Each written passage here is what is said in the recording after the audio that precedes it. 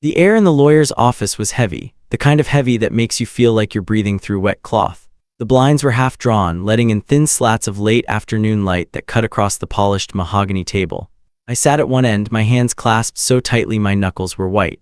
My brother Daniel sat across from me, leaning back in his chair like he was settling in for a show. He had that smirk, the one I'd seen 1,000 times growing up, the one that said, "I've already won, and you don't even know it yet." All right, before you click away, I want to hear from you. If you're watching anywhere in the United States, whether you're in the heart of New York City, a small town in Texas, the beaches of California, the mountains of Colorado, or anywhere in between, drop your city and state down in the comments. I read every single one, and it's amazing to see just how far these stories travel across our country. This channel isn't just about revenge stories, it's about building a community of people who love seeing justice served, American style. Your comments, your likes, your shares, they're what keep these stories alive and help them reach more people who need that little spark of satisfaction. So if today's story hit the spot, tap that like button, it tells me you want more. Hit subscribe and ring the bell so you never miss the next tale of karma, payback, and poetic justice. Now let's light up the map. Where in the USA are you watching from? I'll be down in the comments looking for your hometown. The lawyer, a thin man with a voice like sandpaper, cleared his throat and began to read. His tone was flat, almost bored, as if he were reciting a grocery list instead of dismantling my place in the family. "And to my beloved son Daniel, I leave the family home, the lake cabin, and all its contents."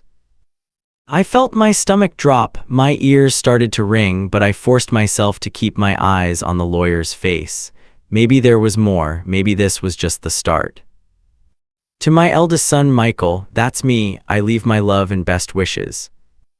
That was it, no property, no heirlooms, not even the old watch my father had promised me when I was 16, just love and best wishes, like a consolation prize for a game I didn't know I was playing. Daniel's smirk widened. My Aunt Linda reached over to pat his arm, whispering something I couldn't hear. No one looked at me, not a single glance. It was as if I'd vanished from the room. I sat there, staring at the polished wood of the table, my jaw clenched so tight it ached. My mother had erased me from her will, erased me from the family, and she'd done it in a way that left no room for misunderstanding. This wasn't an oversight, this was deliberate. The lawyer shuffled the papers, asked us to sign a few acknowledgments, and that was that. Years of family history boiled down to a few paragraphs and a signature. Daniel signed with a flourish like he was autographing a fan's notebook. I scrawled my name mechanically, my mind already spinning. As we stood to leave, Daniel clapped me on the shoulder. "No hard feelings, Mike. Mom just knew who'd take care of the place." I didn't answer. I didn't trust myself to speak without letting the anger spill out. Instead, I walked past him, out into the hallway, and kept going until I was outside in the cold air. I stood there for a long time, watching my breath fog in front of me, feeling the weight of what had just happened settle in my chest. It wasn't about the money, it wasn't even about the house, not entirely. It was about what the house represented. Every memory, every sacrifice, every moment I'd spent trying to be the good son, all of it dismissed with a single sentence. "Love and best wishes." The words felt like a slap. I thought about Dad, about the nights we'd sat on the porch, him telling me stories about his own father, about how family was everything.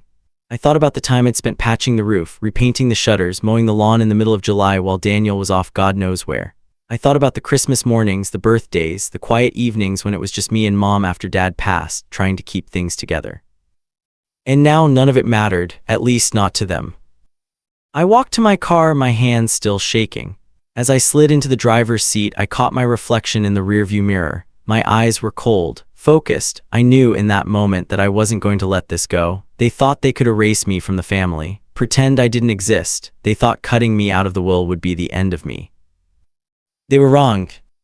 I started the engine, the low rumble filling the silence. As I pulled away from the curb, I made a silent promise to myself. Daniel was going to regret underestimating me, and when it was over, the house they wanted so badly would be mine. The house wasn't just a piece of property, it was the backdrop to my entire life. Every memory I had worth keeping seemed to be tied to those walls, those floors, that porch. I could still picture the front door deep green with a brass knocker shaped like a lion's head. Dad had polished it every spring until it gleamed in the sunlight.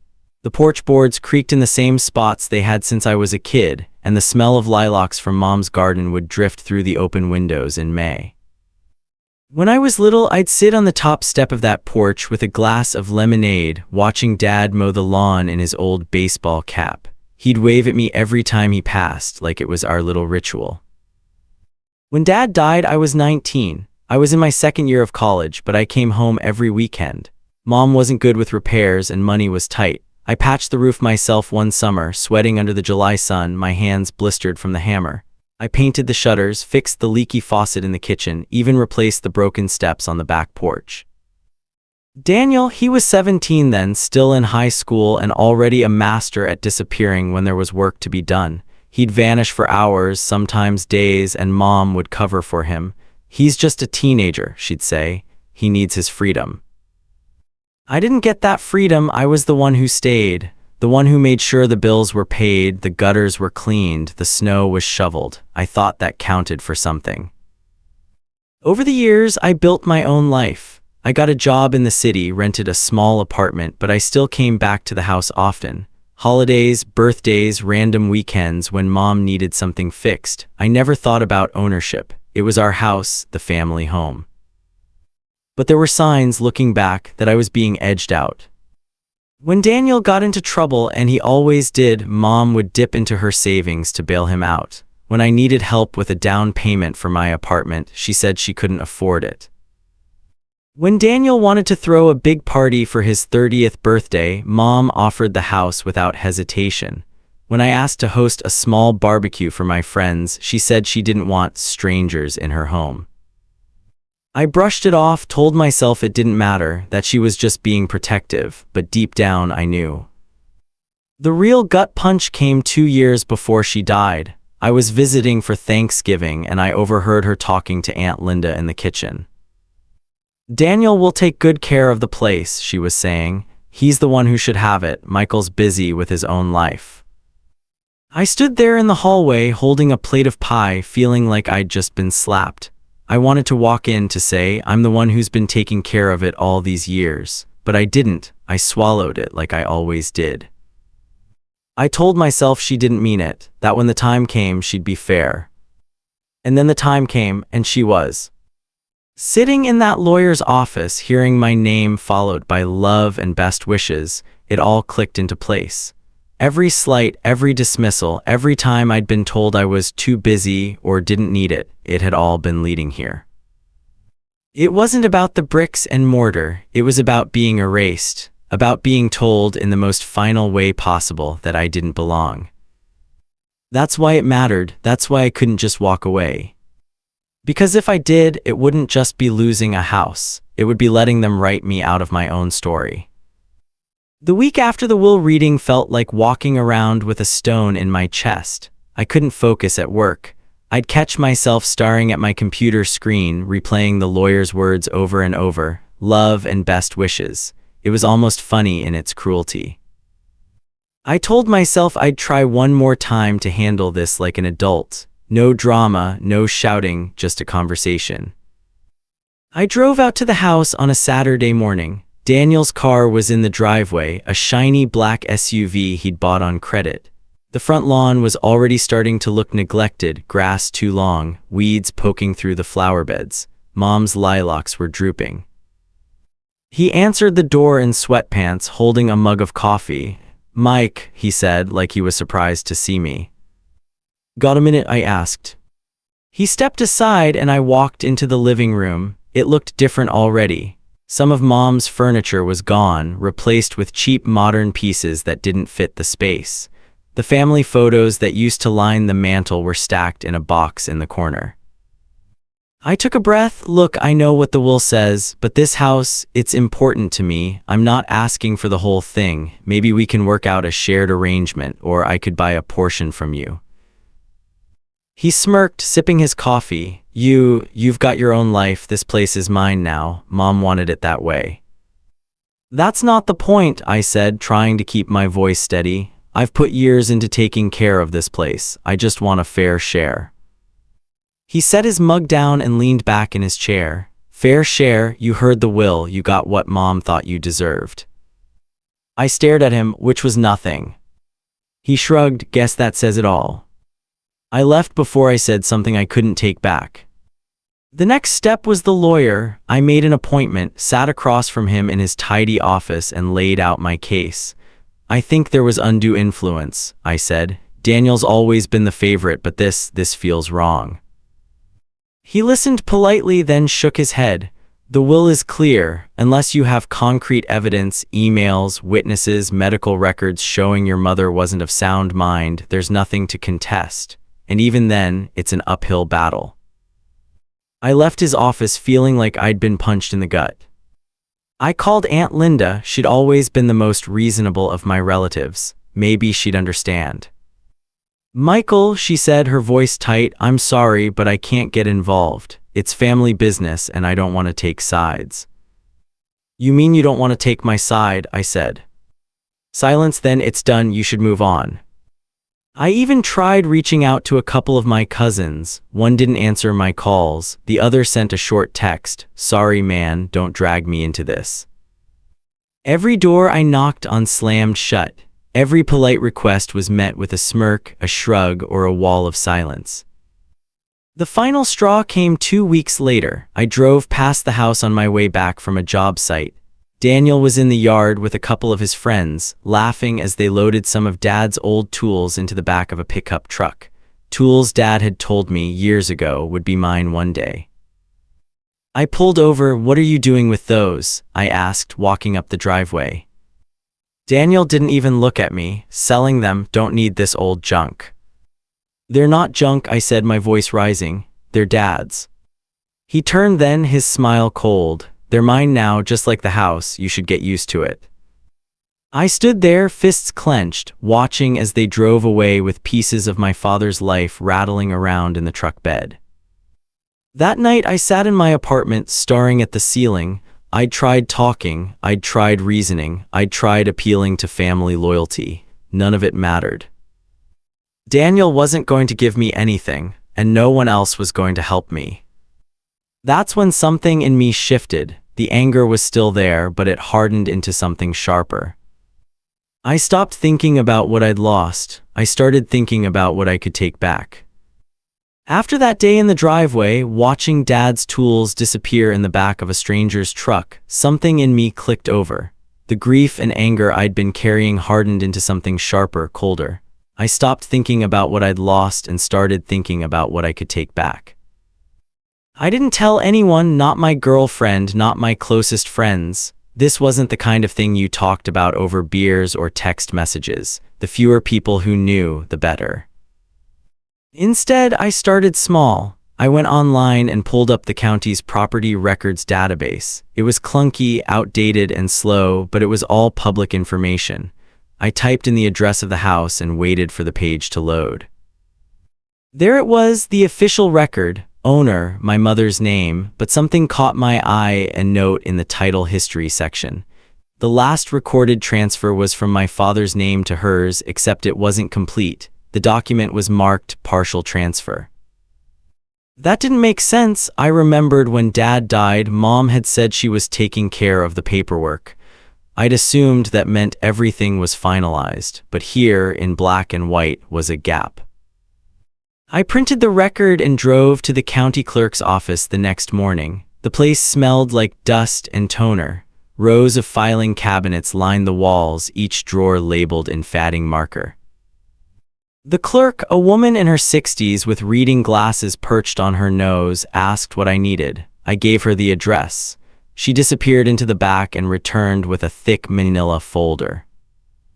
I sat at a table and started flipping through the documents, deeds, tax assessments, mortgage records, and then I saw it, the original deed from when my parents bought the house. Both their names were on it. The next document was the transfer after Dad's death, but it wasn't a full transfer. For some reason, maybe an oversight, maybe laziness, only half the title had been moved into Mom's name. The other half was still technically part of Dad's estate. And as Dad's eldest son, I had a legal claim to that half. I sat back in my chair, the weight of it settling over me. This wasn't just a loophole, this was leverage.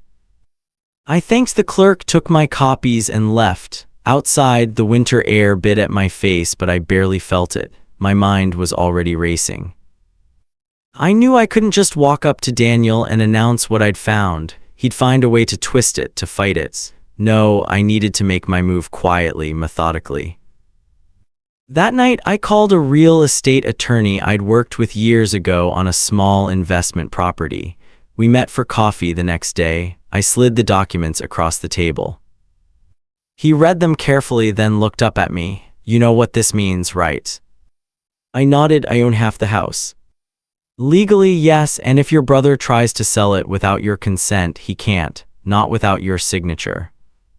I leaned back, letting that sink in. "So what's the next step?" "We file a claim of interest with the county. That way, it's on record. Anyone who tries to buy the property will see your name on the title." I smiled for the first time in weeks. "Let's do it." Over the next month, I kept my head down. I went to work, paid my bills, and didn't breathe a word to Daniel. Meanwhile, my attorney filed the paperwork. The county updated the records. Quietly, without fanfare, my name appeared alongside his on the title. I didn't check in on the house. I didn't drive by. I wanted him to think I'd given up. Then one afternoon, I got a text from a mutual acquaintance. "Hey, did you know your brother's selling the house?" I played dumb. "No, I didn't. Thanks for letting me know." Inside, I felt a slow, steady satisfaction. The trap was set.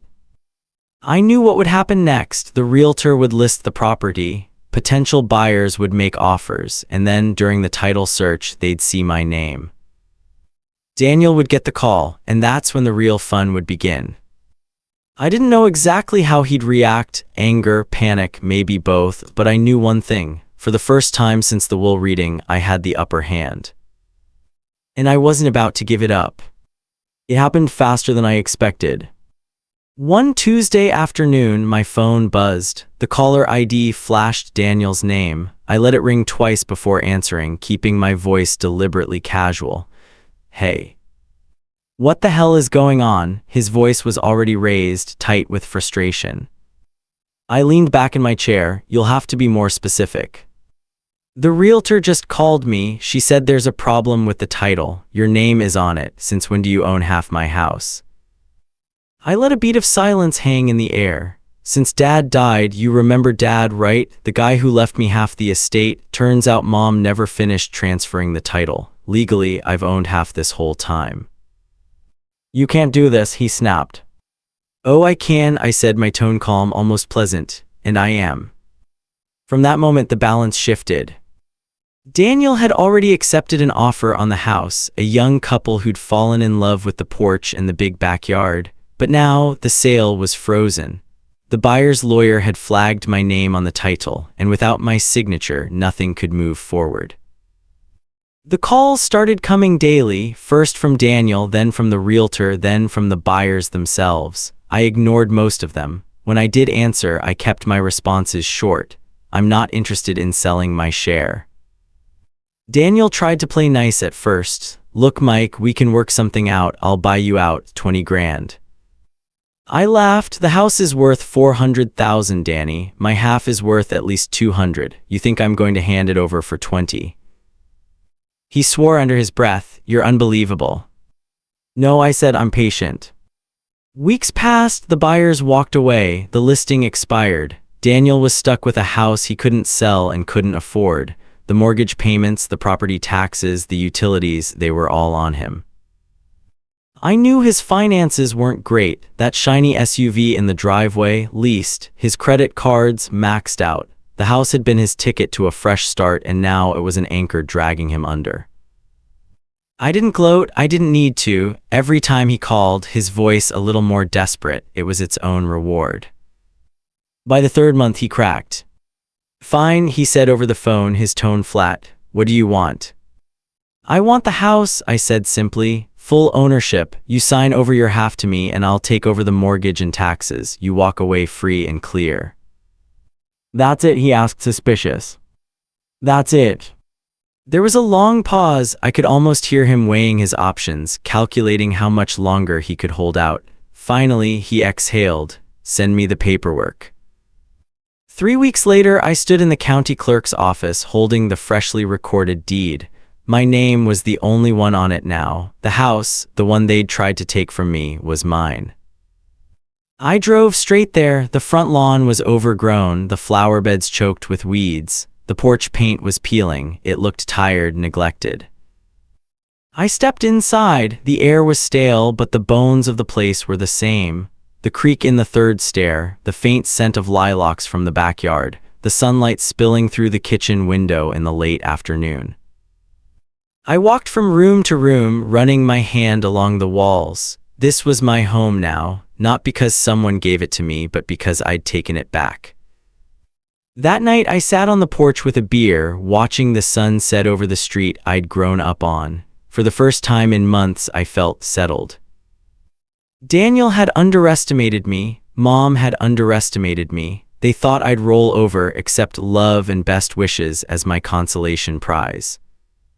Instead, I'd played the long game. I'd learned the rules better than they had, and I'd won. The first morning I woke up in the house as its sole owner, the light felt different. It streamed through the same kitchen window I'd looked out of 1,000 times before, but now it was mine. Every beam of sunlight, every creak in the floorboards, every inch of chipped paint on the banister. I made coffee in Mom's old percolator, the one she'd sworn made it taste better than those fancy machines. I sat at the kitchen table, sipping slowly, letting the quiet settle around me. For the first time in months, maybe years, I felt still. Daniel was gone. He'd moved into a cramped apartment across town, the kind with paper-thin walls and no parking. I didn't ask for his new address, and he didn't offer it. Our conversations had dwindled to nothing after the paperwork was signed. The last time I saw him was at the county clerk's office, sliding the deed across the counter without meeting my eyes. I didn't gloat, I didn't need to. The victory was in the silence. Owning the house wasn't just about winning. It was about reclaiming something that had been mine in spirit long before it was mine on paper. I started small, mowing the lawn, clearing the weeds from Mom's flower beds, repainting the porch in the same deep green Dad had chosen decades ago. Neighbors stopped by, some with cautious smiles, others with genuine warmth. Mrs. Henderson from next door brought over a pie. "It's good to see you here, Michael," she said. "Feels right." It did feel right. Inside, I unpacked boxes I'd kept in storage for years, old photographs, Dad's tools, the ones I'd managed to keep, the quilt Mom's mother had made. I hung the family photos back on the mantel where they belonged.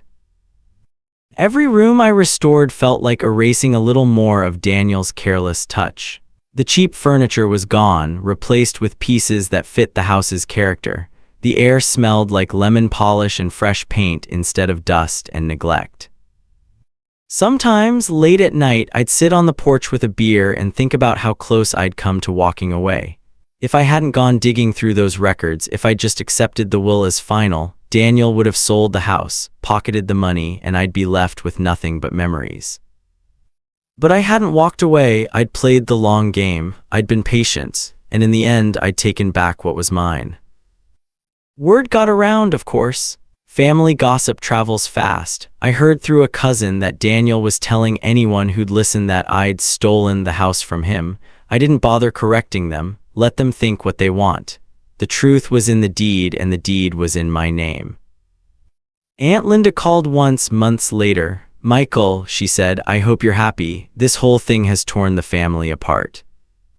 I thought about that for a moment before answering. "No, Aunt Linda, the family was already torn apart. This just made it obvious."